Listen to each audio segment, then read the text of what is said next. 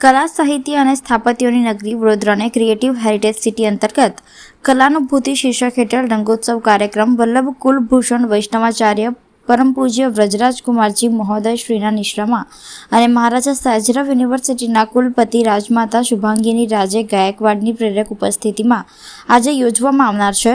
આયોજન music college ખાતે કરવામાં આવ્યું છે. આ કાર્યક્રમમાં નામાંકિત ગરબા ગાયક અતુલ પુરોહિત, વત્સલા પાટીલ, અચલ મહેતા, સચિન લીમીએ, આશિતા લીમીએ, શિવમસિંહ, કાવ્યા લીમીએ, મહર્ષિ પંડ્યા, સ્વરિત કેલકર પોતાની પ્રસ્તુતિઓ આપશે. ત્યારે આ કાર્યક્રમ અંગેની વધુ માહિતી આપવા માટે પરફોર્મિંગ આર્ટ્સ ફેકલ્ટી ખાતે એક પત્રકાર પરિષદનું આયોજન કરવામાં આવ્યું હતું, જેમાં ફેકલ્ટીના ડીન ગૌરાંગ ભાવસર સહિત ગુજરાત વિધાનસભાના મુખ્ય દંડક બાળકૃષ્ણ શુક્લ, પૂર્વ કાઉન્સિલર રાજેશ આયરે ઉપસ્થિત રહ્યા હતા. તેમણે આ અંગે વધુ માહિતી આપી હતી.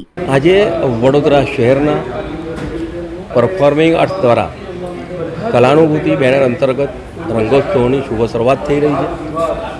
આગામી તમામ શનિવાર અને રવિવારના રોજ રાત્રે ફક્ત મ્યુઝિક કોલેજના નહીં પરંતુ ગુજરાતના અને દેશના નામી કલાકારો અને મ્યુઝિક કોલેજના આજેમાજી તમામ કલાકારો દ્વારા એમની કલાની પ્રસ્તુતિ થવાની છે. ત્યારે આજનો શુભારંભનો કાર્યક્રમ વડોદરા શહેરના રાજમાતા અને મહારાજા સયાજીરાવ યુનિવર્સિટીના કુલાધિપતિ સાથે સાથે વૈષ્ણવાચાર્ય વ્રજરાજકુમારજી મહારાણી એટલે રાજમાતા મહારાણી શુભાંગીની રાજે તો તે છૂટો બેરેજ ચેક આપેલો છે વડોદરાવાસીઓને કે વડોદરામાં જે પણ સારું થતું હશે એમાં અમે બધા જોડાવાના છે. ત્યારે જેમને દેશ વિદેશમાં વડોદરાના ગરબા અને વડોદરાનું સંગીત ખૂબ પ્રસિદ્ધ કર્યું છે એવા તમામ મોટા ગજાના કલાકારો એકી સાથે એક ડાયસ પર આવીને પોતાની કલાની પ્રસ્તુતિ કરવાના છે. મને લાગે છે આ વડોદરા શહેરનો એક ઐતિહાસિક દિવસ છે જ્યારે તમામ કલાકારો એકત્ર થઈને પોતાનું કલાની પ્રસ્તુતિ કરવાના. ત્યારે આપના માધ્યમથી તમામ વડોદરાવાસીઓને વિનંતી કરું છું